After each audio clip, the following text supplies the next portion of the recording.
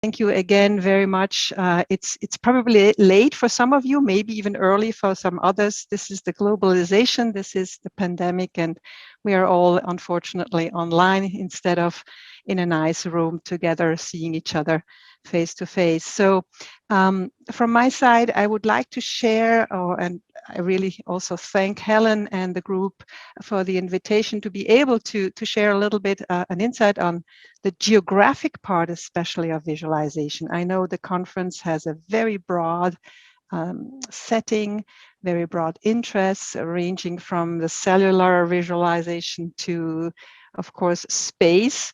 And geography is sort of at this interface, perhaps, right, between sort of small, very small, and very large. So it's kind of related to the Earth's surface. So this is a vision, or maybe some ideas about trying to visualize even things that are in the future, perhaps, that we know not much about, sort of this idea of known unknowns.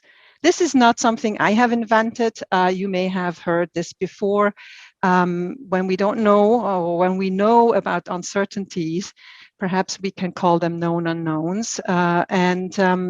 Of course, there's also something that where we have to deal with known unknowns. That is when we do predictions. So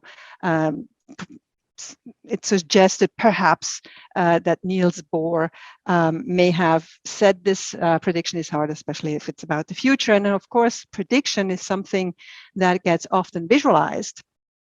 And so what has been visualized in terms of prediction, this is an example, and I will give you lots of examples where my group, and especially excellent, fantastic master students that I've had a chance to work with, have done in this context. And so I will be presenting actually 3 studies that relate to the idea of, if we don't know something, but we know we don't know it, how we may want to visualize it to make it known to other people. So here we have the IPCC, the Intergovernmental Panel on Climate Change, right? You may have heard of various conferences and also the reports that are prepared, not only for the researchers, actually they do the reports, they make them, but they of course make them for a larger public. And more importantly, they do it for policymakers, people who then later on make decisions on these reports.